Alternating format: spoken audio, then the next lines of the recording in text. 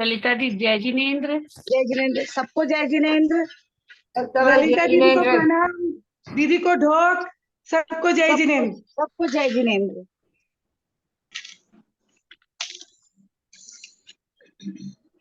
सावधान। ओकारं बिंदु संयुक्तं नित्यं ध्यायन्ति योगिनः कामदं मोक्षदं चैव ओंकाराय नमो नमः।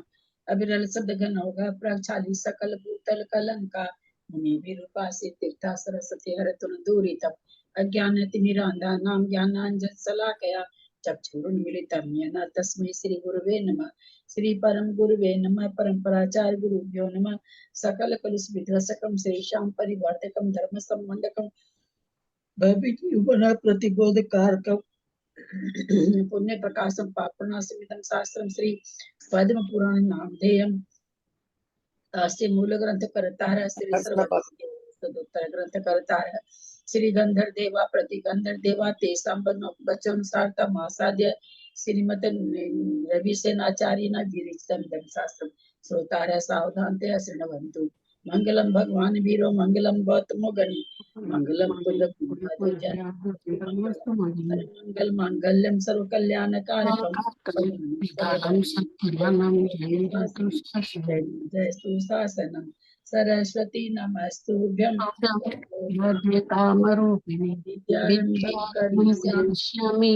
भगवतु मे सदा। जिनवादी माता की जय। पद्म पुराण ग्रंथराज की जय।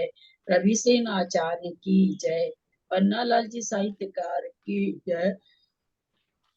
अढ़ाई दीप पे विराजमान सभी आचार्य उपाध्याय सर्व साधु के चरणों में नमोस्तु नमोस्तु नमोस्तु।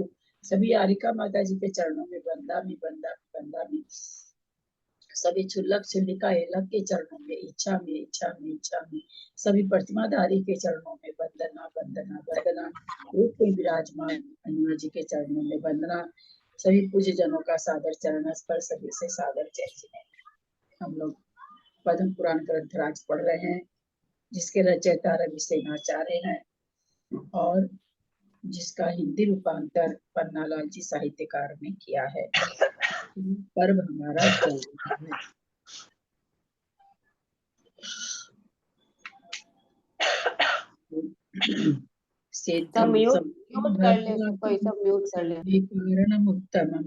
प्रशस्त दर्शन ज्ञान चारित्र प्रतिपादनम सुरेंद्र मुक्त अश्लिष्ट पाद पद्मांशु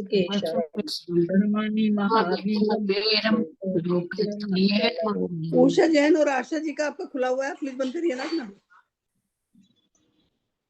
चलिए आज किनको पढ़ना है? हिंदी पढ़े पहले। संस्कृत और हिंदी दोनों कल बराबर हो गई थी।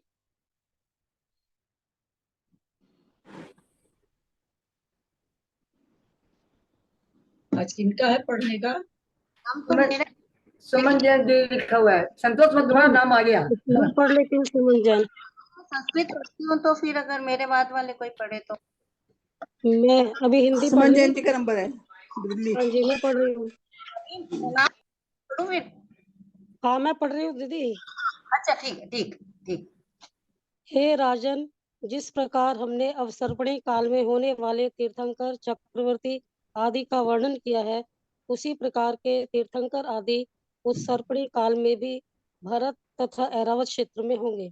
इस प्रकार कर्मों के वश होने वाला जीवों का संसार भ्रमण, महापुरुषों की उत्पत्ति, काल चक्र का परिवर्तन और 8 कर्मों से रहित जीवों को होने वाला अनुपम सुख, इन सब का विचार कर बुद्धिमान मेघवाहन ने अपने मन में निम्न विचार किया। हाय हाय, बड़े दुख की बात है कि जिन कर्मों के द्वारा यह जीव आताप को प्राप्त होता है, कर्म रूपी मुद्रा से उन्मत्त हुआ यह उन्हीं कर्मों को मारने के लिए उत्साहित होता है, जो प्रारंभ में ही मनोहर दिखते हैं और अंत में विष के समान दुख देते हैं, अथवा दुख उत्पन्न करना ही जिनका स्वभाव है। ऐसे विषयों में क्या प्रेम करना है। यह जीव धन, स्त्रियों तथा भाई बंधुओं का चिरकाल तक संग करता है, तो भी संसार में इसे अकेले ही भ्रमण करना पड़ता है। जिस प्रकार कुत्ता के पिल्ले को जब तक रोटी का टुकड़ा देते रहते हैं, तभी तक वह प्रेम करता हुआ पीछे लगा रहता है, इसी प्रकार इन संसार के सभी प्राणियों को जब तक कुछ मिलता रहता है, तभी तक ये प्रेमी बनकर अपने पीछे लगे रहते हैं। इतना भारी काल बीत गया, पर इसमें कौन मनुष्य ऐसा है जो भाई बंधुओं, स्त्रियों, मित्रों तथा अन्य इष्ट जनों के साथ परलोक को गया हो। ये पंचेंद्रियों के भोग सांप के शरीर के समान भयंकर एवं नरक में गिराने वाले हैं। ऐसा कौन सचेतन विचारक पुरुष है जो कि इन विषयों में आसक्ति करता हो। अहो, सबसे बड़ा आश्चर्य तो इस बात का है कि जो मनुष्य लक्ष्मी का सद्भावना से आश्रय लेते हैं, यह लक्ष्मी उन्हें उन्हें ही धोखा देती है, ठगती है। इससे बढ़कर दुष्टता और क्या होगी। जिस प्रकार स्वप्न में होने वाला इष्ट जनों का समागम अस्थायी है, उसी प्रकार बंधुजनों का समागम भी अस्थायी है, तथा बंधुजनों के समागम से जो सुख होता है वह इंद्रधनुष के समान क्षण मात्र के लिए ही होता है। शरीर पानी के बबूले के समान सार से रहित है, तथा यह जीवन बिजली की चमक के समान चंचल है। इसलिए संसार निवास के कारणभूत इस समस्त परिकर को छोड़कर मैं तो कभी धोखा नहीं देने वाले एक धर्म रूप सहायक ग्रहण करता हूँ। तदनंतर ऐसा विचार कर ललिता मौसी म्यूट हो जाइए, ललिता मौसी म्यूट हो जाइए। तदंतर ऐसा विचार कर वैराग्य रूपी कवच को धारण करने वाले बुद्धिमान मेघवाहन विद्याधर ने महाराक्षस नामक पुत्र के लिए राज्यभार सौंपकर अजितनाथ भगवान के समीप दीक्षा धारण कर ली। राजा मेघवाहन के साथ अन्य 110 विद्याधर भी वैराग्य प्राप्त कर घर रूपी बंदी गृह से बाहर निकले। इस महाराक्षस रूपी चंद्रमा भी दान रूपी किरणों के समूह से बंधुजन रूपी समुद्र को हुसाता हुआ लंका रूपी आकाशांगण के बीच सुशोभित होने लगा। उसका ऐसा प्रभाव था कि बड़े बड़े विद्याधरों के अधिपति स्वप्न में भी उसकी आज्ञा प्राप्त कर हड़बड़ाकर जाग उठते थे और हाथ जोड़कर मस्तक से लगा लेते थे। उसकी विमलाभा नाम की प्राणप्रिय वल्लभा थी, जो छाया के समान सदा उसके साथ रहती थी। उसके अमर रक्ष, उदधि रक्ष और भानुरक्ष नामक 3 पुत्र हुए। ये तीनों सब प्रकार के अर्थों से परिपूर्ण थे, विचित्र विचित्र कार्यों से युक्त थे, उत्तुंग अर्थात उदार थे और जन धन से विस्तार को प्राप्त थे। इसलिए ऐसे जान पड़ते थे मानो 3 लोक ही हों। भगवान अजनाथ भी मुक्तिगामी भव्य जीवों को मोक्ष का मार्ग प्रवर्ता कर सम्य शिखर पर पहुंचे और वहां से आत्म स्वभाव को प्राप्त हुए, सिद्ध पद को प्राप्त हुए। सगर चक्रवर्ती के इंद्राणी के समान तेज को धारण करने वाली 96,000 रानियां थी और उत्तम शक्ति को धारण करने वाले एवं रत्नमयी खंभों के समान देदीप्यमान 60,000 पुत्र थे। उन पुत्रों के भी अनेक पुत्र थे। किसी समय वे सभी पुत्र वंदना के लिए कैलाश पर्वत पर गए। उस समय वे चरणों के विक्षेप से पृथ्वी को कपा रहे थे और पर्वतों के समान जान पड़ते थे। कैलाश पर्वत पर स्थित सिद्ध प्रतिमाओं की उन्होंने बड़ी विनय से वंदना की और तदंतर वे दंड रत्न से उस पर्वत के चारों ओर खाई खोदने लगे। उन्होंने दंड रत्न से पाताल तक गहरी पृथ्वी खोद डाली। यह देख नागेंद्र ने क्रोध से प्रज्वलित हो उनकी ओर देखा। नागेंद्र की क्रोधाग्नि की ज्वालाओं श्लोक से नंबर क्या है दीदी, बताइए ना, श्लोक नंबर कौन सा पढ़ रहा है? 251 के बाद 252 पढ़ रही हूँ मैं। नागेंद्र की क्रोधाग्नि की ज्वालाओं से जिनका शरीर व्याप्त हो गया था, ऐसे वे चक्रवर्ती के पुत्र भस्मीभूत हो गए। जिस प्रकार विष की मारक शक्ति के बीच एक जीवक शक्ति भी होती है और उसके प्रभाव से वह कभी कभी औषधि के समान जीवन का भी कारण बन जाती है, इसी प्रकार उस नागेंद्र की क्रोधाग्नि में भी जहाँ जलाने की शक्ति थी, वहाँ एक अनुकंपा रूप परिणति भी थी। उसी अनुकंपा रूप परिणति के कारण उन पुत्रों के बीच में भीम भगीरथ नामक 2 पुत्र किसी तरह भस्म नहीं हुए। सगर चक्रवर्ती के पुत्रों की इस आकस्मिक मृत्यु को देखकर वे दोनों ही दुखी होकर सगर के पास गए। सहसा ही समाचार के कहने पर चक्रवर्ती कहीं प्राण न छोड़ दे, ऐसा विचार कर पंडित जनों ने भीम और भगीरथ को यह समाचार चक्रवर्ती से कहने के लिए मना कर दिया। तदनंतर राजा कुल क्रमागत मंत्री नाना शास्त्र के पारगामी और विनोद के जानकार विद्वज्जन एकत्रित होकर चक्रवर्ती के पास गए। उस समय उन सबके मुख की कांति में किसी प्रकार का अंतर नहीं था तथा वेशभूषा भी सबकी पहले के ही समान थी। सब लोग विनय से जाकर पहले ही के समान चक्रवर्ती सागर के समीप पहुंचे। नमस्कार कर सब लोग जब यथास्थान बैठ गए, तब उनके संकेत से प्रेरित हो एक वृद्ध जन ने निम्नांकित वचन कहना शुरू किया। हे राजन सगर, आप संसार की इस अनित्यता को तो देखो, जिसे देखकर फिर संसार की ओर मन प्रवृत्त नहीं होता। पहले तुम्हारे ही समान पराक्रम का धारी राजा भरत हो गया है, जिसने इस 6 खंड की पृथ्वी को दासी के समान वश कर लिया था। उसके महापराक्रमी अर्क कीर्ति नामक ऐसा पुत्र हुआ था, जिसके नाम से यह सूर्यवंश अब तक चल रहा है। अर्क कीर्ति के भी पुत्र हुआ और उसके पुत्र को भी पुत्र हुआ, परंतु इस समय वे सब दृष्टिगोचर नहीं है, अथवा इन सबको रहने दो। स्वर्ग लोक के अधिपति भी, जो कि वैभव से दैदीप्यमान रहते हैं, क्षणभंगुर में दुख से भस्म हो जाते हैं। अथवा इन्हें भी जाने दो, 3 लोक को आनंदित करने वाले जो तीर्थंकर हैं, वे भी आयु समाप्त होने पर शरीर को छोड़कर चले जाते हैं। जिस प्रकार पक्षी रात्रि के समय किसी बड़े वृक्ष पर बसकर प्रातः काल दशों दिशाओं में चले जाते हैं, उसी प्रकार अनेक प्राणी एक कुटुंब में एकत्रित होकर कर्मों के अनुसार फिर अपनी गति को चले जाते हैं। इन्हीं ने उन पुरुषों की चेष्टाएं तथा उनका अत्यंत सुंदर शरीर अपनी आंखों से देखा है, परंतु हम कथा मात्र से उन्हें जानते हैं। मृत्यु सभी बलवानों से अधिक बलवान है, क्योंकि इसने अन्य सभी बलवानों को परास्त कर दिया है। ओहो, यह बड़ा आश्चर्य है कि भरत आदि महापुरुषों के विनाश का स्मरण कर हमारी छाती नहीं फट रही है। जीवों की धन संपदाएं, ईश समागम और शरीर फेन, तरंग, इंद्रधनुष, स्वप्न, बिजली और बबूला के समान है। संसार में ऐसा कोई भी मनुष्य नहीं है जो इस विषय में उपमान हो सके कि जिस तरह यह अमर है, उसी तरह हम भी अमर रहेंगे। जो मगरमच्छों से भरे समुद्र को सुखाने के लिए समर्थ है, अथवा अपने दोनों हाथों से सुमेरु पर्वत को चूर्ण करने में समर्थ है, अथवा पृथ्वी को ऊपर उठाने में और चंद्रमा तथा सूर्य को ग्रसने में समर्थ है, वे मनुष्य भी काल पाकर यमराज के मुख में प्रविष्ट हुए हैं। तीनों लोकों के प्राणी इस दुर्लंघनीय मृत्यु के वश हो रहे हैं। यदि कोई बाकी छूटे हैं, तो जिन धर्म से उत्पन्न हुए सिद्ध भगवान ही छूटे हैं। जरा धीरे धीरे पढ़िएगा, जरा धीरे धीरे पढ़िएगा। अच्छा जी। एक और पढ़िए 275 तक। जिस प्रकार बहुत से राजा काल के द्वारा विनाश को प्राप्त हुए हैं, उसी प्रकार हम लोग भी विनाश को प्राप्त होंगे।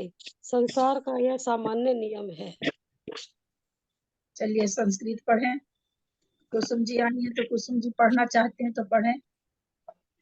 हाँ, प्रणाम करती हूँ ललिता जी। एक्चुअल में कहाँ से पढ़ना है मुझे ये बताना पड़ेगा, क्योंकि मैं तो संस्कृत कौन सी गाथा 2 श्लोक से 225 के बाद पांचवें पूर्व का 225 के बाद। हाँ, 5वां पढ़ तो निकाल। ठीक, 226 नंबर से 84 पेज के ऊपर है जो मतलब हाँ, श्लोक नंबर प्रोक्ता एते अवसर्पिणाम। दीदी हाँ, 84 पेज के ऊपर श्लोक नंबर 239 और 241 के अंदर जो महा राक्षस लिखा हुआ है ना, ये राक्षस नहीं है, रक्ष है ये। ठीक है, वहाँ आएंगे तो चेक कर।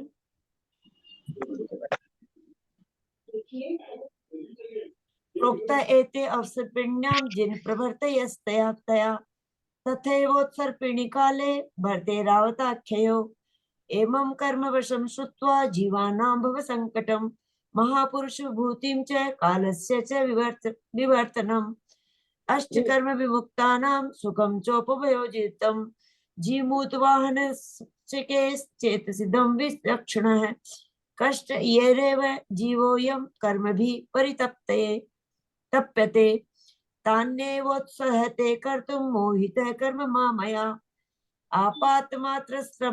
आपातमात्र रम्येषु विषवद दुःखदायिषु विषयेषु रतिः का वा दुःखोत्पादन वृत्तिषु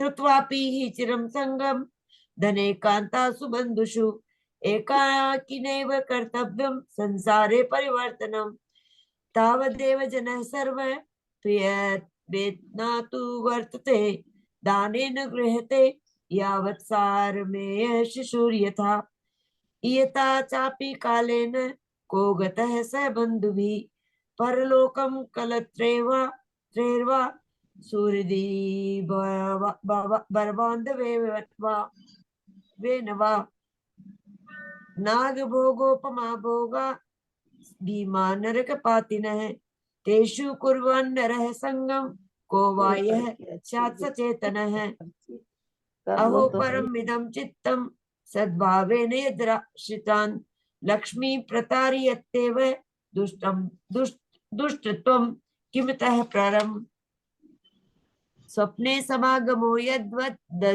दद्बन्धु समागम इंद्रिय चाप समानं च क्षणमात्रं च ते सुखम् जल बुद्बुद्वत्काय सारेण परिवर्जितः विद्युल्लता विलासेन सदृशं जीवितं चलम् तस्मात् सर्वमिदं हित्वा संसारावास कारणं सहायं परिगृह्णामि धर्ममव्यभिचारिणम् महारक्षसी, यह बोल रहे थे क्या भाई साहब आप? महारक्षसी निक्षिप्य राज्यभारं ततः कृति प्रावर्जित सोजित स्त्यांते महावैराग्य कंटकः दशाधिकं शतं तेन साकं केचर भोगिनां निर्वेदमाप्यं निष्क्रान्तं गेयचारकवासतः महारक्षः शशांको भी विश्राण न करोत्करे पूरियन् बान्धवां बोधिं रेजे लंका नमो गणे प्राप्य स्वप्नेऽपि तस्याज्ञां महाविद्याधराधिया दीपाः संभ्रमाद् बोधमायान्ति कृतमस्तकपाणव प्रतिमा विमला भाष्य जाता प्राण समप्रिया यस्यानुवर्तनं चक्रे छायेन सततानुता अमरोदधी भानुभ्य परां रक्षः श्रुतिं श्रिताः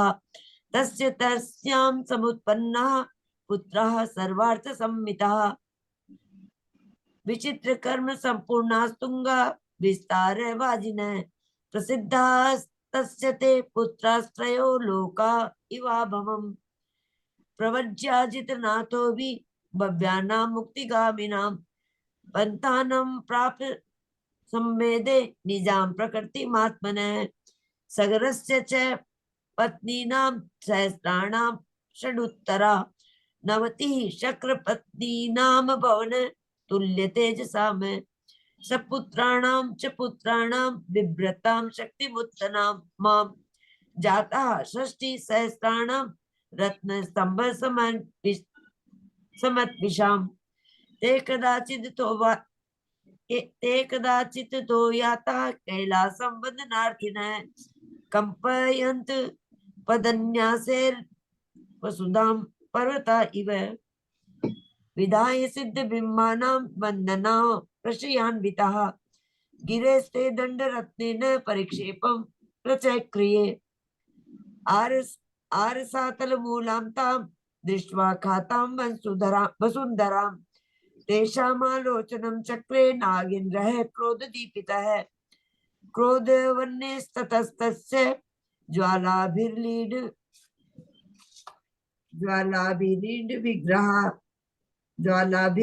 विग्रह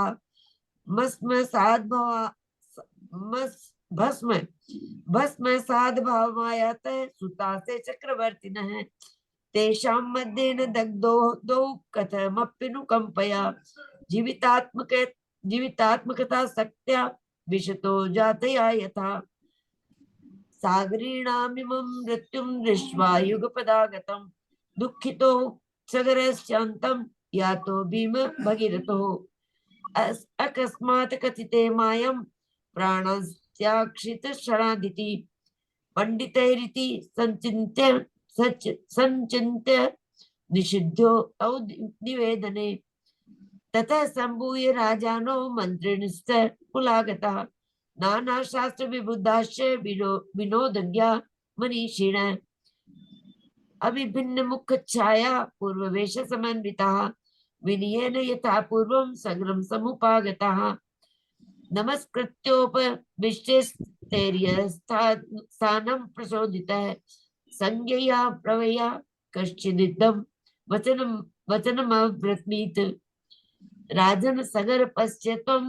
जगति माम नित्यमां तां संसारं प्रति यां दृष्ट्वा मानसं न प्रवर्तते राजा सिद्धभरतो नाम्नां त्वया समपराक्रमः दासी येन षट्खण्डा कृता वस्याव सुन्दरा तस्यादित्य यशा पुत्रो बभूवोन्नत विक्रमः प्रसिद्धो यस्य नाम्नायं वंशः सम्प्रति वर्तते एवं तस्याद्भूत पुत्रस्तस्याप्यनन्यो परस्ततः गतास्ते चाधुना सर्वे दर्शना नाम गोचरम्।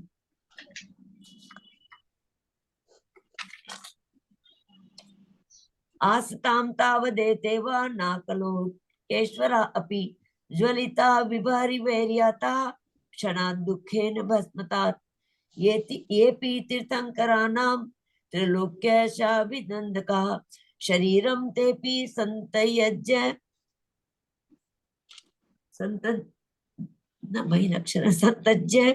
गच्छन्त्यायु परीक्षये महातरो यथेकस्मिन्नुषिता नुषित्वारदनिं पुरः प्रभाते प्रतिपद्यन्ते कुकुवो दशपक्षिणः एवं कुटुम् एकस्मिन् संगमं प्राप्य जन्तवः पुनः स्वां स्वां प्रपद्यन्ते गतिं कर्मवशानुगाः केश्चित् तच्चेष्टितं तेषां वपुश्चात्यन्तशोभनं विषयीकृतं भिक्षां तस्माकं तु कथागतं बलद्भयो हि सर्वेभ्यो मृत्युरेव महाबल आनीता निधनं येन बलवन्तो बलीयसा कथं स्फुटति नो वक्षः स्मृतवा तेषां महात्मान् विनाशं भरतादि नामहो चित्रमिदं परम्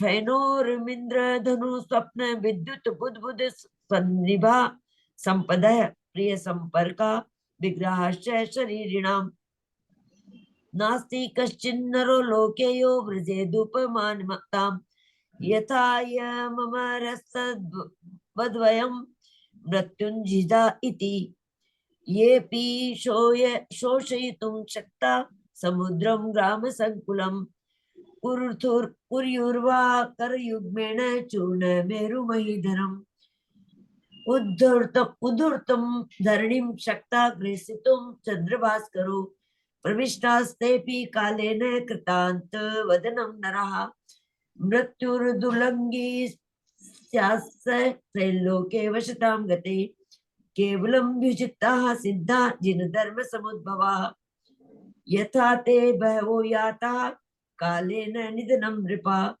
यास्यामो वयमप्येवं सामान्यं जगताविदम्। 275 हुआ था। हिंदी किसकी है? हिंदी मैं बोलूं? हाँ आंटी। सिम्हाजी मुंबई का नंबर है ऊपर। हाँ मैं बोल रही हूँ आंटी। जय जिनेंद्र। प्रणाम आंटी। जिस प्रकार बहुत से राजा काल के द्वारा विनाश को प्राप्त हुए हैं, उसी प्रकार हम लोग भी विनाश को प्राप्त होंगे। संसार का यह सामान्य नियम है। जो मृत्यु 3 लोक के जीवों को समान रूप से आती है, उसके प्राप्त होने पर ऐसा कौन विवेकी पुरुष होगा जो संसार के कारणभूत शोक को करेगा। इस प्रकार वृद्ध मनुष्य के द्वारा यह चर्चा चल रही थी। इधर चेष्टाओं के जानने में निपुण चक्रवर्ती ने सामने सिर्फ 2 पुत्र देखे। उन्हें देखकर वह मन में विचार करने लगा कि हमेशा सब पुत्र मुझे एक साथ नमस्कार करते थे, पर आज 2 ही पुत्र दिख रहे हैं और उतने पर भी इनके मुख अत्यंत दीन दिखाई देते हैं। जान पड़ता है कि शेष पुत्र क्षय को प्राप्त हो चुके हैं। ये आगत राजा लोग इस भारी दुख को साक्षात कहने में समर्थ नहीं है, इसीलिए अन्योक्ति दूसरे के बहाने कह रहे हैं। तदनंतर सगर चक्रवर्ती यद्यपि शोक रूपी सर्प से डसा गया था, तो भी सभा से दर्जनों के वचन रूपी मंत्रों से प्रतीकार सांत्वना पाकर उससे प्राण नहीं छोड़े थे। उसने संसार के सुख को केले के गर्भ के समान निस्सार जानकर भागीरथ को राज्य लक्ष्मी सौंपी और स्वयं दीक्षा धारण कर ली। उत्कृष्ट लीला को धारण करने वाला राजा सगर जब इस पृथ्वी का त्याग कर रहा था, तब नाना नगर और स्वर्णादि की खानों से सुशोभित यह पृथ्वी उसके मन में जीर्ण तीर्ण के समान तुच्छ जान पड़ती थी। तदनंतर सगर चक्रवर्ती भीमरथ नामक पुत्र के साथ अजितनाथ भगवान की शरण में गया। वहां दीक्षा धारण कर उसके केवल ज्ञान प्राप्त किया और तदनंतर स्वदीप पद का आश्रय लिया अर्थात मुक्त हुआ। सगर चक्रवर्ती का पुत्र जग्न का लड़का भागीरथ राज्य करने लगा। किसी एक दिन उसने श्रुत सागर मुनिराज से पूछा कि हमारे बाबा सगर के पुत्र एक साथ किस कर्म के उदय से मरण को प्राप्त हुए हैं और उनके बीच में रहता हुआ भी मैं किस कर्म से बच गया हूँ। भगवान अजितनाथ ने कहा कि एक बार चतुर्विद संघ सम्मेद शिखर जी की वंदना के लिए जा रहा था, सो मार्ग में वह अंतिक नामक ग्राम में पहुंचा। संघ को देखकर यह अंतिक ग्राम के सब लोग कुवचन कहते हुए संघ की हंसी करने लगे, परंतु उस ग्राम में एक कुंभकार था। उसके गांव के सब लोगों को मनाकर संघ की स्तुति की। उस गांव में रहने वाले एक मनुष्य ने चोरी की थी, सो अविवेकी राजा ने सोचा कि यह गांव की बहुत अपराध करता है, इसीलिए घेरा डालकर सारा का सारा गांव जला दिया। जिस दिन वह गांव जलाया गया था, उस दिन मध्यस्थ परिणामों का धारक कुंभकार निमंत्रित होकर कहीं बाहर गया था। जब कुंभकार मरा तो वह बहुत ही भारी धन का अधिपति वैश्य हुआ और गांव के सब लोग मरकर कोढ़ी हुए। वैश्य ने उन सब कोढ़ियों को खरीद लिया। तदनंतर कुंभकार का जीव मरकर राजा हुआ और गांव के जीव मरकर गिंजई हुए, सो राजा के हाथी के चूर्ण होकर वे सब गिंजाइयों के जीव, गिंजाइयों मतलब क्या होता आंटी? गिंजाई वही होता ना, वो लाल लाल सा कीड़ा होता, उसी को कहते हैं क्या? ओ, गिंजाइयों के जीव हाँ संसार में भ्रमण करते रहे।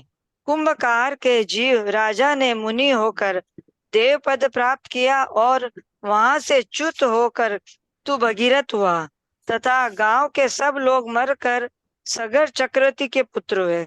मुनि संघ की निंदा कर यह मनुष्य भव में मृत्यु को प्राप्त होगा। इसी पाप से एक मिनट सीमा, यहाँ तो गांव के जीव मरकर गिंजाई हुए, पहले तो अब वो गांव के जीव कहते हैं ना, सगर राजा के गिंजाई हुए, फिर राजा के हाथी के चूर्ण होकर वे सब गिंजाइयों का जीव संसार में भ्रमण करते रहे। उसके बाद कुंभकर्ण का जीव राजा ने मुनि पद पाकर देव पद प्राप्त किया, वहां से च्युत होकर तू भागीरथ हुआ है तथा गांव के सब लोग मरकर सगर चक्रवर्ती के पुत्र हुए हैं। गजनी जो वो पुत्र हुए। मुनि संघ की निंदा कर यह मनुष्य मृत्यु को प्राप्त होता है। इसी पाप से गांव के सब लोग भी एक साथ मृत्यु को प्राप्त हुए थे। संघ की स्तुति करने से तू इस तरह संपन्न या दीर्घायु हुआ है। हाँ। इस प्रकार भगीरथ भगवान के मुख से तुरंत सुनकर अत्यंत शांत हो गया। मुनियों में मुख्य बनकर तब के योगी हुआ, पद को प्राप्त हुआ, योग्य पद। तक तो गिजाई का कुछ नहीं हुआ, यहाँ तो गिजाई उसके पुत्र बने हैं और पुत्र बन करके मर गए। वो जो खाई खोदा उसमें वो क्या धर्मेंद्र के मतलब अग्नि एकदम जो अग्नि से देखा एकदम उसके दृष्टि से उससे वो मरे हैं। यहाँ तक तो उनके मुक्त होने की बात नहीं आई है, वही देख रहे थे आप। आगे पढ़ो। गौतम स्वामी राजा श्रेणिक से कहते हैं कि हे राजन, प्रकरण पाकर ये सगर का चरित्र मैंने तुमसे कहा। अब इस समय प्रकृति कथा कहूंगा, सो सुन। अथानंतर जो महारक्ष नाम नामा विद्याधरों का राजा लंका में निष्कंठ राज्य करता था। विद्या बल प्रकृत से कथा क्या होती है? एक मिनट रुकिए। प्रकृत हाँ। कथा क्या होती है? प्रकृत कथा कहूंगा। प्रकृति शब्द बहुत जगह आता है। अब इस समय प्रकृति कथा कहूंगा यानी स्वाभाविक कथा कहूंगा, ये निकलना चाहिए। तो कई लोगों से पूछे हम प्रकृति का अर्थ, तो कोई कुछ तो ऐसा लगता है स्वाभाविक जो हुआ है वो कहूंगा, जो सही में हुआ है प्रकृति कथा कहूंगा। मैं कुछ बनावट उसमें नहीं डालना चाहिए। कहते ना प्रकृति रूप से, एकदम स्वाभाविक रूप से, कोई बनावटी बनावटी कथा नहीं कहूंगा, प्रकृति कथा कहूंगा। जो घटना घटी है वो कहूंगा, ऐसा हाँ, होना। कौड़ी निष्कंठ मतलब क्या है दीदी? कौड़ी कौड़ी पासा होता है ना, जिससे शतरंज खेलते हैं। तो कौड़ी गांव आस। के सब लोग मरकर कौड़ी हुए और कहाँ है? 89 में 89 बीमार है तो कोड़ी 289 बीमारी हुई ना, बीमारी। नहीं, नहीं, एक मिनट, 89। हाँ जब 289। जैसे गिजाई है वैसे ही कौड़ी है कि दो इंद्रियों की पर्याय है। हाँ, कौड़ी वही एक इंद्रिय पर्याय है, कौड़ी वही हाँ। पासा हुए। अच्छा ठीक। अथानंतर जो महारक्ष नामा विद्याधरों का राजा लंका में निष्कंटक राज्य करता था। विद्या बल से सुमनंत वह राजा एक समय अनंतपुर के साथ क्रीड़ा करने के लिए बड़े वैभव से उस प्रमद वन में गया, जो कि कमलों से आच्छादित वापिकाओं से सुशोभित था, जिसके बीच में नाना रत्नों की प्रभा से ऊंचा दिखने वाला क्रीड़ा पर्वत बना हुआ था। खिले हुए फूलों से सुशोभित वृक्षों के समूह जिसकी शोभा बढ़ा रहे थे, अव्यक्त मधुर शब्दों के साथ इधर उधर मंडराते हुए पक्षियों के समूह से व्याप्त था, जो रत्नमयी भूमि से वेष्टित था, जिसमें नाना प्रकार की कांति विकसित हो रही थी, जो सघन पल्लवों की सिंचित छाया से युक्त लता मंडपों से सुशोभित था। राजा महारक्ष उस प्रमद वन में अपनी स्त्रियों के साथ क्रीड़ा करने लगा। कभी स्त्रियां उसे फूलों से ताड़ना करती थी, कभी उस फूलों से स्त्रियों को ताड़ना करता था। कोई स्त्री अन्य स्त्री के पास जाने के कारण यदि ईर्ष्या से कुपित हो जाती थी तो उसे वह चरणों में झुकाकर शांत कर देता था। इसी प्रकार अभी इतना गलती नहीं पढ़ो, अर्थ ही अनर्थ हो जाता है ना। बहुत चरणों शब्द में गलत बोल रही और चरणों में झुक कर, है ना, कई अच्छा, हाँ, चीज ऐसी गलती नहीं करो, इससे अर्थ बदल जाता है ना। वो सॉरी चरणों में क्यों झुकाया तो उसको स्त्री को झुकाया है ना, हाँ अंतर हाँ, पड़। वह चरणों में झुककर होती थी। शांत कर लेता था। इसी प्रकार कभी आप एक सेकंड, क्वेश्चन है, यहाँ कुपति होती थी या कुपित होती थी? कुपित होगा। कुपित होती बने थी ना? थे। कुपित हाँ, है, तो वो गलत पढ़ी है, कुपति थोड़ी होता है। ठीक ठीक ठीक। इसी प्रकार कभी आप स्वयं कुपित हो जाता था तो लीला से भरी स्त्री उसे प्रसन्न कर लेती थी। कभी यह चित्रिकुटाचल के तट के समान सुशोभित अपने वक्षस्थल से किसी स्त्री को प्रेरणा देता था तो अन्य स्त्री उसे भी अपने स्थूल स्तनों के आलिंगन से प्रेरणा देती थी। इस तरह क्रीड़ा में निम्न स्त्रियों के प्रच्छन्न शरीरों को देखता हुआ यह राजा रति रूप सागर के मध्य में स्थित होता हुआ प्रमद वन में इस प्रकार क्रीड़ा करता रहा, जिस प्रकार की नंदन वन में इंद्र क्रीड़ा करता है। अथानंतर सूर्य अस्त हुआ और रात्रि का प्रारंभ होते ही कमलों के स्मपुट संकोच को प्राप्त होने लगे। राजा महारक्ष ने एक कमल संपुट के भीतर मरा हुआ भौरा देखा।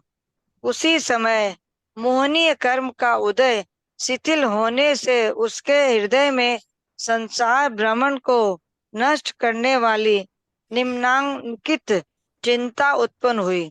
वह विचार करने लगा कि देखो, मकरंद के रस में आसक्त हुआ यह मूढ़ भौरा तृप्त नहीं हुआ, इसीलिए मरण को प्राप्त हुआ। आचार्य कहते हैं कि इस अंतरहित अनंत इच्छा को धिक्कार हो। जिस प्रकार इस कमल में आसक्त हुआ यह भौरा मृत्यु को प्राप्त हुआ है, उसी प्रकार स्त्रियों के मुख रूपी कमलों में आसक्त हुए हम लोग भी मृत्यु को प्राप्त होंगे। जबकि यह भौरा घ्राण और रसना इंद्रियों के कारण ही मृत्यु को प्राप्त हुआ है, तब हम तो पांचों इंद्रियों के वशीभूत हो रहे हैं। अतः हमारी बात ही क्या है? अथवा यह भौरा तिर्यंच जाति का है, अज्ञानी है, अतः इसका ऐसा करना ठीक भी है। परंतु हम तो ज्ञान से संपन्न हैं, फिर भी इन विषयों में क्यों आसक्त हो रहे हैं? शहद लेपटी तलवार की उस धारा के चाटने में क्या सुख होता है, जिस पर पड़ते ही जीभ के सैकड़ों टुकड़े हो जाते हैं। विषयों में कैसा सुख होता है सो जान पड़ता है। उन विषयों में जिनमें की सुख की बात दूर रही, किंतु दुख की संतति ही उत्तरोत्तर प्राप्त होती है। किंपाक फल के समान विषयों से जो मनुष्य विमुख हो गए हैं, मैं उन पर महापुरुषों को मन वचन काय से नमस्कार करता हूँ।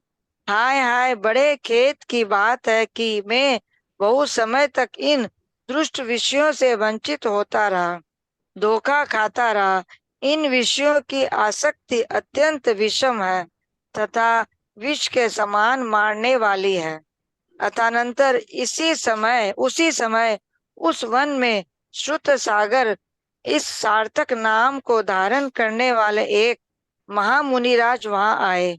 श्रुत सागर मुनिराज अत्यंत सुंदर रूप से युक्त थे। वे कांति से चंद्रमा को लज्जित करते थे, दीप्ति से सूर्य का तिरस्कार करते थे और धैर्य से सुमेरु को पराजित करते थे। उनकी आत्मा सदा धर्म ध्यान में लीन रहती थी। वे राग द्वेष से रहित थे। उन्होंने मन वचन काय की निरर्थक प्रवृत्ति रूपी 3 दंडों को भग्न कर दिया था। कषायों के शांत करने में वे सदा तत्पर रहते थे। वे इंद्रियों को वश करने वाले थे। 6 काय के जीवों से स्नेह रखते थे। 7 भयों और 8 मदों से रहित थे। उन्हें देखकर ऐसा जान पड़ता था मानो साक्षात धर्म ही शरीर के साथ संबंध को प्राप्त हुआ है। वे मुनिराज उत्तम चेष्टा के धारक बहुत बड़े मुनि संघ से सहित थे, जिन्होंने अपने शरीर की कांति से समस्त दिशाओं के अग्रभाग को आच्छादित कर दिया था। ऐसे वे मुनिराज उस उद्यान के विस्तृत शुद्ध एवं निर्जंतुक पृथ्वी तल पर विराजमान हो गए। अब राजा महारक्ष को वन पालों के मुख से वहां विराजमान इन मुनिराज का पता चला तो वह उत्कृष्ट हृदय को धारण करता हुआ उनके सम्मुख गया। 125 तक बोलो ना। हाँ। अथानंतर अत्यंत प्रसन्न मुख की कांति रूपी जल के द्वारा प्रक्षालन करता हुआ राजा महारक्ष मुनिराज के कल्याणदायी चरणों में जा पड़ा। उसने शेष संघ को भी नमस्कार किया, सबसे धर्म संबंधी कुशल क्षेम पूछी और फिर क्षण भर ठहर कर भक्ति भाव से धर्म का स्वरूप पूछा। तदनंतर मुनिराज के हृदय में जो उपशम भाव रूपी चंद्रमा विद्यमान था, उसकी किरणों के समान निर्मल दांतों की किरणों के समूह से चांदनी को प्रकट हुए मुनिराज कहने लगे। उन्होंने कहा कि हे राजन, जिनेन्द्र भगवान ने एक अहिंसा के सद्भाव को ही धर्म कहा है, बाकी सत्य भाषण आदि सभी उसके परिवार है। प्रणाम आंटी। ये ललिता जी 312 में किंपाक फल के समान विषयों से जो मनुष्य विमुख हो गए हैं, किंपाक फल कौन सा होता है? किम्पाक फल कोई होता है जिसको खाने से आदमी मर जाता है। अब देखे तो है नहीं, पर कहा जाता है कि जहर होता है, जहर होता है। किम्पाक फल के समान विषयों से जो मनुष्य विमुख हो गया, कि जैसे किम्पाक फल से मनुष्य उससे विमुख रहेगा, कभी खाएगा ही नहीं। तो कहते हैं कि ऐसे फल के समान जो मनुष्य विषय विषय भोगों से जो विमुख हो गए हैं। 14 में ये प्रणाम लिखा करती हूँ। ऐसा भी सुना है कि बहुत सुंदर होता है, बहुत सुंदर होता है किम्पाक फल, ऐसा सुना है। बहुत सुंदर होता है, ऐसा सुना है मैंने, लेकिन उसको खाने से मरते हैं, ये भी सुना, दोनों बातें सुना सुनी। हुआ तो है कि लाल लाल रंग का बड़ा सुंदर रंग होता है, रंग सुना हुआ है कि बड़ा प्यारा रंग होता है इसका, तभी तो लोग पीते हैं ना, तभी तो खा लेते और मर जाते हैं, आकर्षित होते हैं ना लोग, आकर्षित हो जाते हैं। जी दीदी जी। और यहाँ पर एक चीज लिखा हुआ है 313 के बाद ही, हाय हाय बड़े खेद की बात है, मैं बहुत समय तक इन दुष्ट विषयों से वंचित होता रहा। कि यहाँ वंचित का मतलब उससे रहित नहीं, रहित होते तब तो ठीक ही थे, ठगा जाता रहा। वंचित मतलब वंचना करना, ठगना, तो ठगा जाता रहा। 313 के बाद वाला सेंटेंस है, हाय हाय बड़े खेद की बात है, मैं बहुत समय तक इन दुष्ट विषयों से वंचित होता रहा। हम लोग क्या कह देते हैं, भाई देखो ये माँ, ये बच्चा अपनी माँ से इतने साल तक वंचित रहा। हम लोग वंचित को ऐसे प्रयोग में लेते हैं, वंचित मतलब ठगना भी होता है। तो यहाँ का जो मीनिंग निकलेगा वो ठगना निकलेगा। धोखा खाता रहा, क्या होता है? वही धोखा खाता रहा, ठगा जाता रहा। तो दुष्ट विषयों से मैं धोखा खाता रहा। हाँ, अच्छा, धोखा ही खाते ना, विषय से विषय को भोगते हैं अपने लोग। क्या होगा कि हमको फायदा करेगा, हमको सुख देगा, लेकिन अंत में कहते हैं कि उससे दुखी होता है, तो धोखा ही हुआ ना। कि आया तो बड़े प्रेम से गले लगाया हम लोगों को, विषय भोग बहुत प्रेम से गले लगाता है, लेकिन करता क्या है कि हमारे शरीर को ही खा जाता है वो, तो धोखा ही दे रहा है ना हम लोगों को। चलिए, संस्कृत कौन पढ़ेंगे? जिनको पढ़ना पढ़े। कहाँ से पढ़ना है पढ़ देती हूँ। प्रणाम दीदी। हाँ सरला, ये क्या? हाँ, आज एंकर नहीं थी एक्चुअल में दीदी, अभी जो एक्यूप्रेशर शिविर लगा रखा है। हाँ, 4 दिन का एक्यूप्रेशर सुजोग का शिविर लगा रखे हैं। अच्छा अच्छा, कोई आई सिखा क्या? रहे हैं, 50 लोग सीख रहे हैं सब। अच्छा, बहुत अच्छा। तुम लगाई हो क्या? नहीं, मैं दीपशिखा से लगवाई हूँ मैं खुद, और सिखाने के लिए आ रहे हैं, 10 लोग आ रहे हैं सिखाने। अच्छा, बहुत अच्छा। चल 276 से पढ़ना है। ठीक है।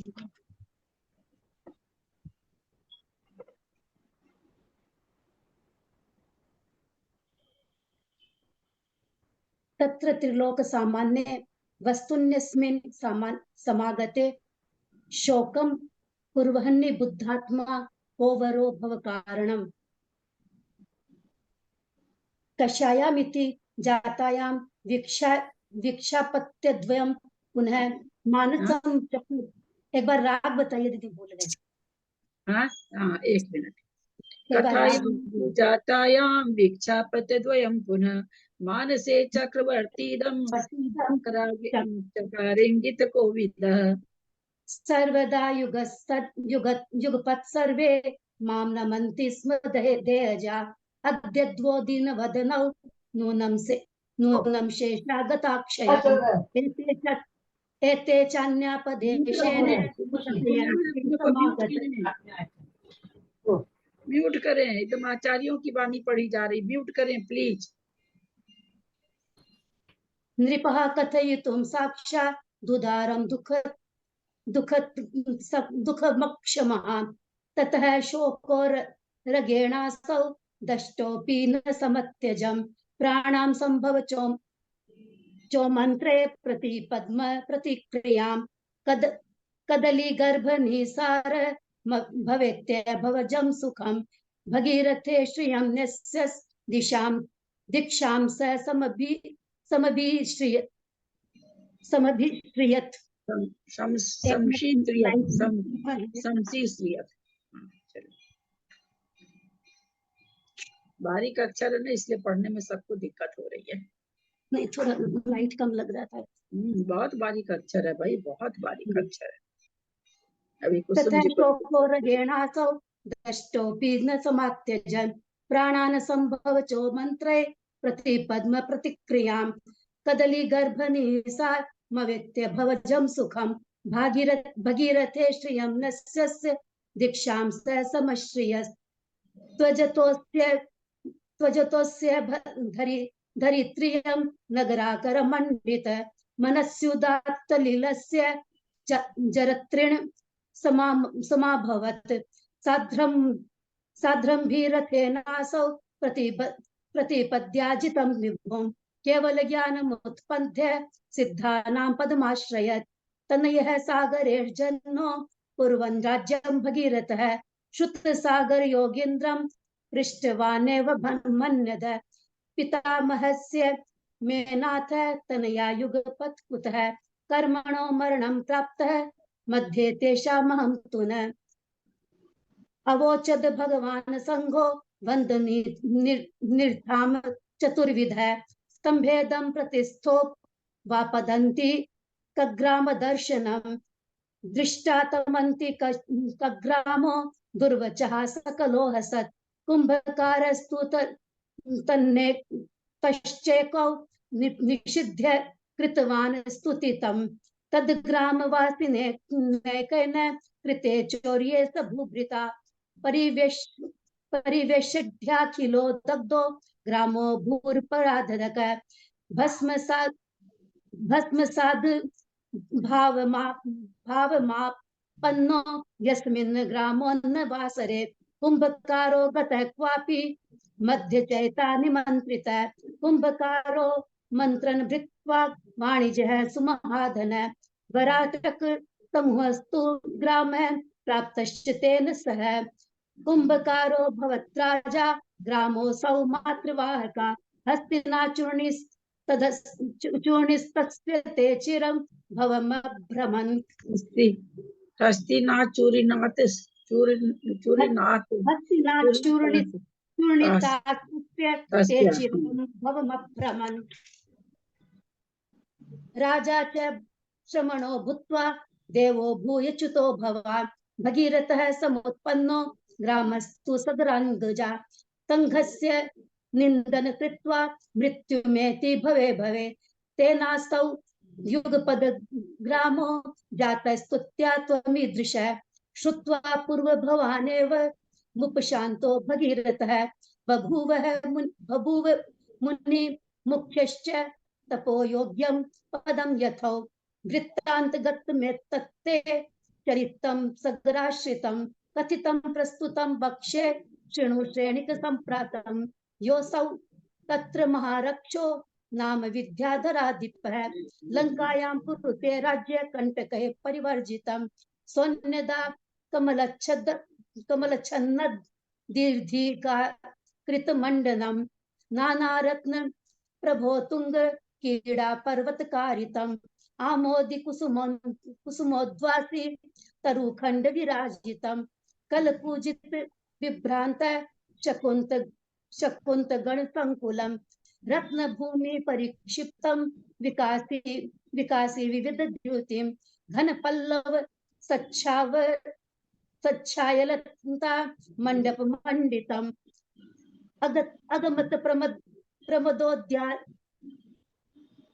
अगमत प्रमदोद्यानमन्त पुरसमन्वितः महत्या संपदा युक्तो विद्या बल समुच्चय तत्र क्रीडितुं भारेभे वनिताभिरसौ समम् कुसुमे ताड्यमानश्च ताडयंश्च यथोचितम् काञ्चित् पाद प्रणामेन कुपिता मिर्षसा श्रियं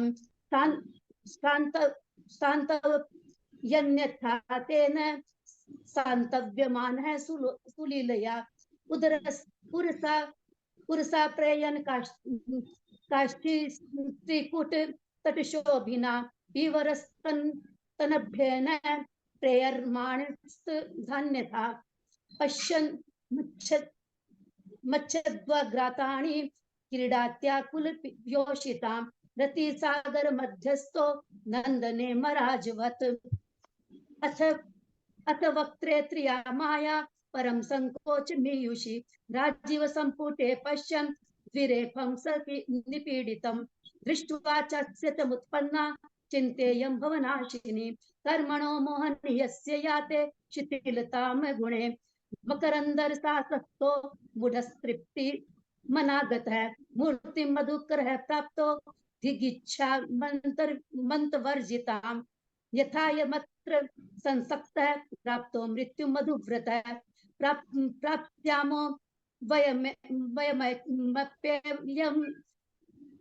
वयमप्ययं संतक्ता श्रीमुख पंकजे यदि तावदयं ध्वस्तो प्राणेन रसनेन च कैव वार्ता तदास्मासु पंचेन्द्रिय वशात्मसु त्रियग जाति समेतस्य युक्तं वास्ते मिहितुं वयं तु ज्ञान संपन्नः संगमत्र कथं गतः मधुदिग्धासि धाराया लेहने कीदृशं सुखं रसनं प्रत्युतायाति शतधा यत्र खण्डनं विषयेषु यथा स्वप्यं कीदृशं नाम जायते यत्र प्रत्युत दुःखानां मुप्पर्युपरि सन्तति किं पाकफलतुल्येभ्यो विषयेभ्यः पराङ्मुखा येन रास्तान्नमस्यामि कायेन वचसा धिया हा कष्टं वञ्चितः पापो दीर्घकालमहं खलै विषयैर्विषभासङ्गे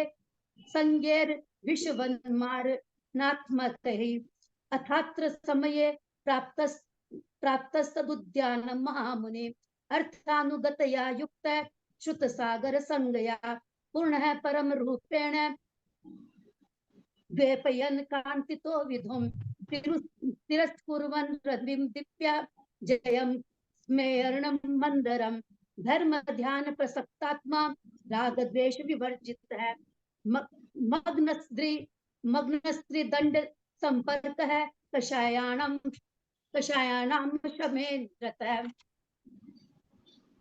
वशीकर्ता ऋषिकाणां चटकाय प्राणिवत्सल भीतिभिः सप्तभिर्मुक्तो मदाष्टक विवर्जितः साक्षादिव शरीरेण धर्म संबद्ध विगतः सहितो यदि सज्ञेन महता चारुचेष्टिना स तत्र विपुले शुद्धे भूतले जन्तु वर्जिते उपविष्टस्तनुच्छाया स्थगिता शेष दिंग मुख तत्रासीनं विदित्वेन मुखेभ्यो वदरक्षिणाम् अभियाम महारक्षो विभ्रदूर पंडित मनः अथास्यां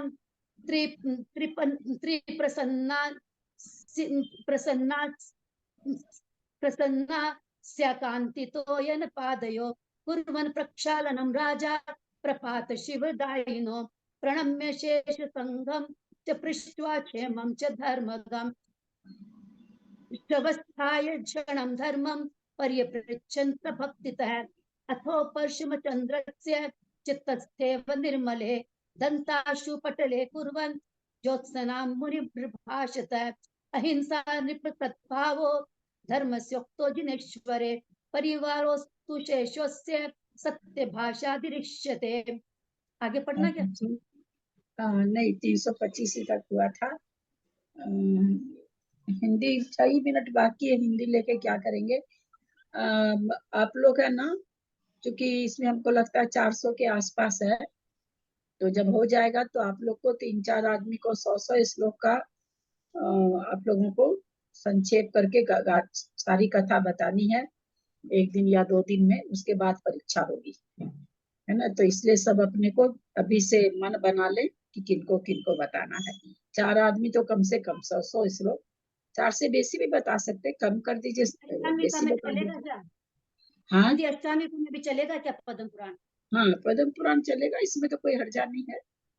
हर्जा नहीं है, हम लोग तो रहेंगे ही नहीं यहाँ। टिक्कर जी चले। क्यों यहाँ नहीं रहे, कहीं बाहर जा रहे हैं क्या? टिक्कर जी जा रहे हैं परसों। अच्छा देखेंगे, लोग होंगे तभी होगा, 1-2-4 लोग नहीं रहेंगे तब तो होगा ही। अब पता चलेगा 5-7-10 लोग गायब हो गए, तब फिर बंद कर देंगे, देख लेंगे जैसा होगा। तो वहां पर नेट पकड़ेगा तो रहेंगे करेंगे।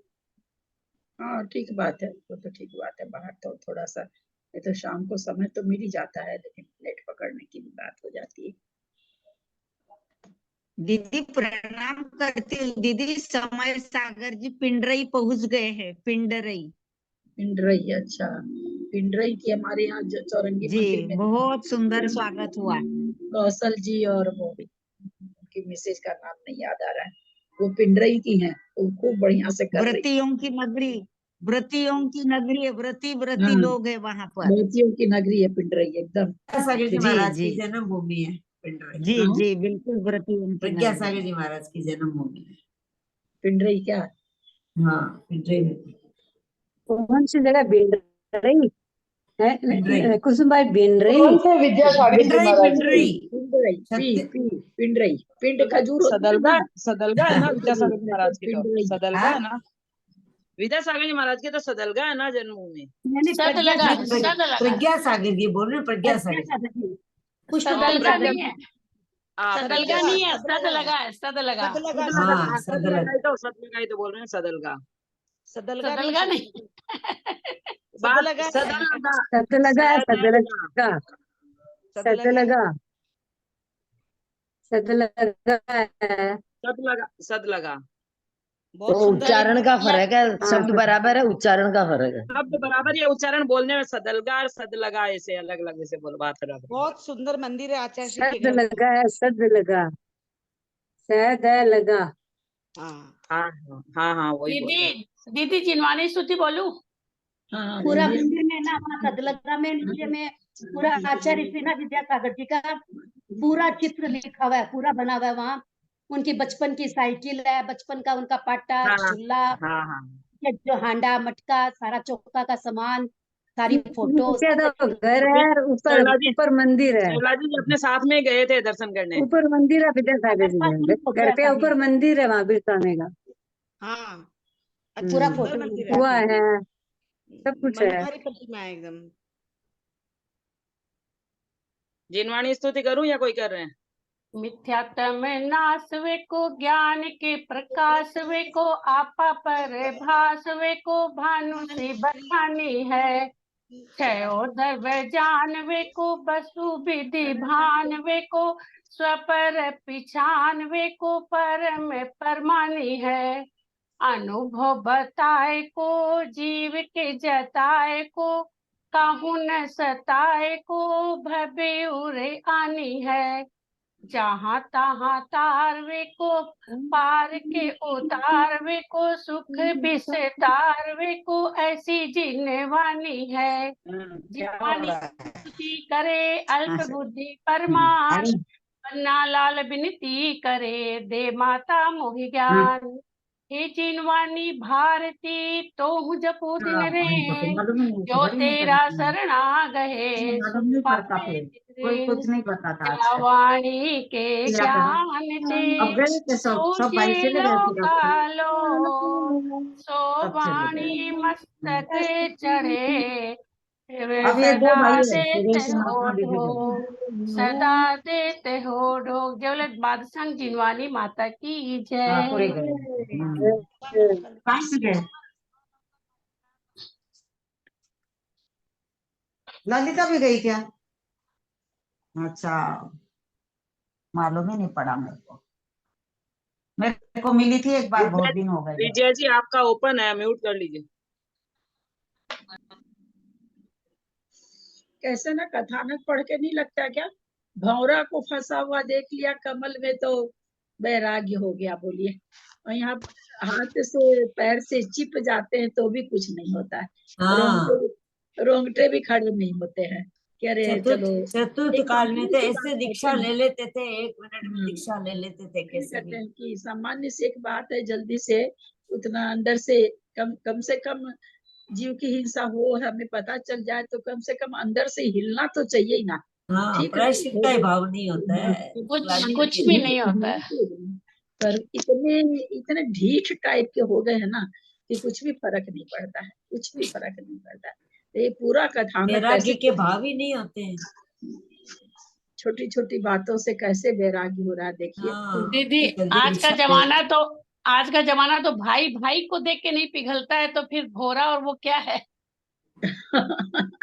हाँ पहले भी भाई होता था, लेकिन पहले सुधर जाते थे। पहले होता था लेकिन सुधर जाते थे। पढ़ रहे हैं, इसमें घने युद्ध आ रहे, भाई भाई के आ रहे। देखिए ना भाई, भरत बाहुबली का हाँ। है इसमें, इतना हाँ बड़ा उदाहरण है भरत बाहुबली का। सब तो वो तो सुधर भाई भाई का ही तो जाते, थोड़ा सब ले होता लेते ही। ना। अभी पेपर कौन से पर्व का हुआ था आपने? तीसरे का हुआ और कि चौथे का हुआ था? और किसी से तीसरे का, प्रेम तीसरे हो का। जाता है, भाई से चौथा प्रेम का। होना मुश्किल होता है। पास पड़ोस से प्रेम हो जाता, भाई से नहीं होता है हाँ प्राय। भाई से नहीं होता है। भाई से नहीं होता है। इसलिए जिनके घर में भाइयों का बहुत प्रेम देखने को मिलता है अभी भी, तो बहुत अच्छा लगता है, बहुत अच्छा लगता है। इतना अच्छा लगता है कि अरे इनके भाइयों में इतना प्रेम है, अच्छा लगता है। सादर प्रणाम।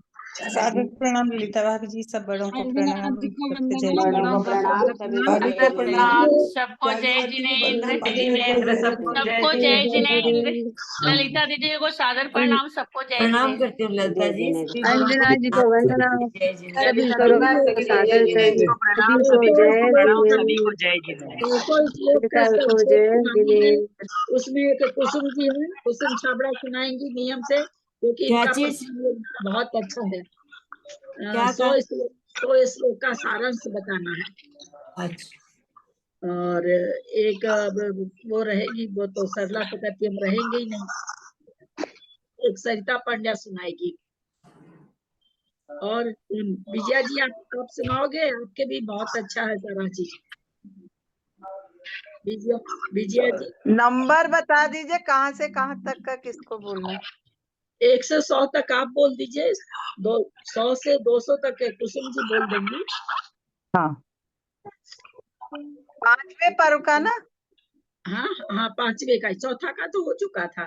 डॉक्टर मुन्नी जैन है क्या अपनी सीट पर, या खाली बस ऐसे ही है?